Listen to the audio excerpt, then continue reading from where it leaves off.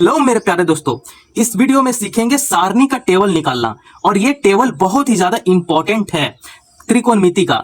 इसका बिना 8.2, 8.3, 8.4 नहीं बनेगा। ये बहुत ही ज्यादा इंपॉर्टेंट फॉर्मूला है।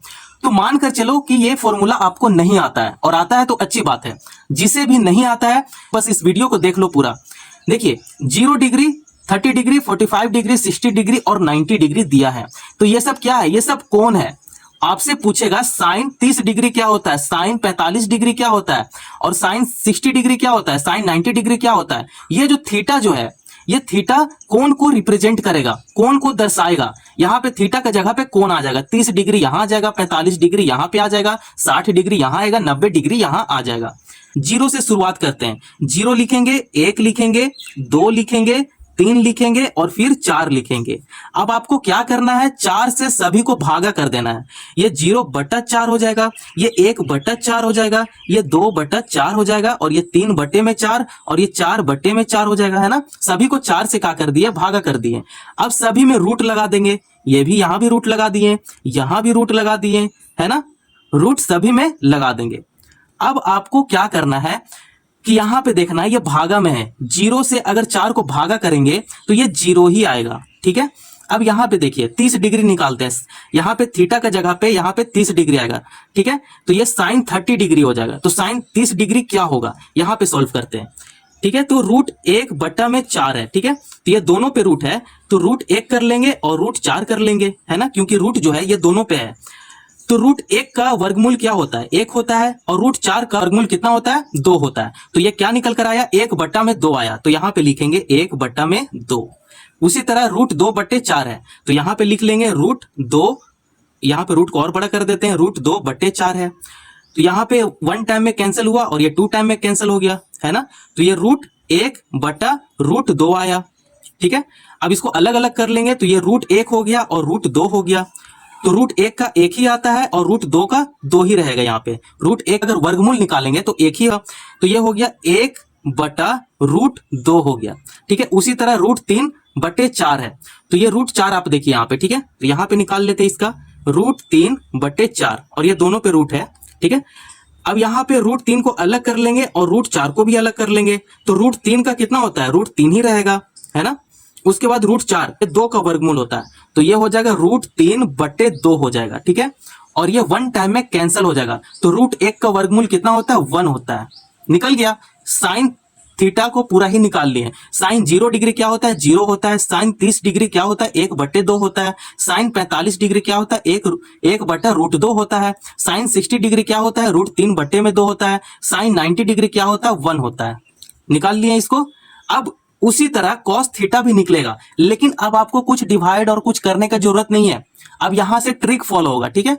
अब देखिए साइन 90 डिग्री क्या है? 1 है। अब 1 को रिप्लेस यहां पे कर देंगे 0 डिग्री पे, तो ये यहां पे आएगा, 1 यहां पे आ गया। रूट 3/2 है, उसको यहां पे लिख लेंगे 30 डिग्री में। यहां पे क्या लिख देंगे? रूट 3/2 हो गया।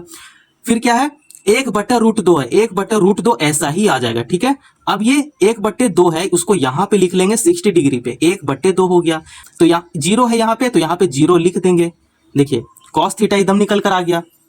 आया ना ट्रिक? बस आपको यहाँ पे इसको लिखते जाना है। यहाँ से 90 डिग्री है तो इसको 0 से लिखना शुरू कीजिए, 60 डिग्री है तो इसको 30 में लिखना शुरू कीजिए। मतलब ऐसे ऐसे जाएगा, ठीक है। इस टाइप से ऐसे ऐसे जा रहा है। आया समझ में कॉस थीटा कैसे निकला? अब निकालते टेन थीटा। टेन थीटा को निकालने के लिए साइन और कॉस दोनों को देखेंगे। यहाँ पे है ना, टेन थीटा का जो फॉर्मूला होता है वो होता है साइन थीटा बटे में कॉस थीटा होता है। तो दोनों को देखेंगे, साइन थीटा को भी देखेंगे और कॉस थीटा को भी देखेंगे। तो यहाँ पे देखते हैं। अब यहाँ पे आपको क्या करना है? भागा देना है, भागा। 0 से अगर 1 को भागा देंगे तो क्या होगा? 0 आएगा। 0 से अगर 1 को भागा देंगे तो 0 आएगा। अब यहाँ पे 2 और 2 को कैंसिल कर देंगे, ठीक है। दोनों डिनोमिनेटर है जो सेम है, तो 2 को कैंसिल करने पे जो भी बचा यहाँ पे लिख देंगे। क्या बचा? 1 बचा और रूट 3 बच गया, है ना। आया समझ में? अब इसको भी डिनोमिनेटर कैंसिल कर देंगे, दोनों तो सेम है, तो ये दोनों को कैंसिल कर देंगे। कितना आया? 1 आ गया। अब उसी तरह ये भी 2 कैंसिल हो जाएगा, रूट 3 हो गया।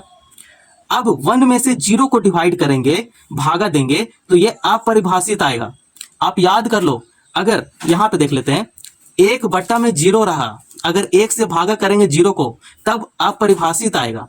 और वही 0 से अगर 1 को भागा देंगे तो 0 आएगा। ठीक है, तो यहाँ पे वही किए हैं, 0 से 1 को भागा देंगे तो 0 आएगा और 1 से 0 को भागा देंगे तो अपरिभाषित आएगा। इतना आ गया समझ में? तो चलिए अब कौशिक निकालते हैं। कौशिक किसका भाई होता है? ये साइन का भाई होता है। देख लो यहाँ पे साइन का अपोजिट क्या होता है? कौशिक होता है। कॉस का अपोजिट क्या होता है? सेक होता है। और टेन का अपोजिट क्या होता है? कॉट होता है। ठीक है, आया समझ में? तो कौशिक निकालने के लिए साइन थीटा को देखना पड़ेगा।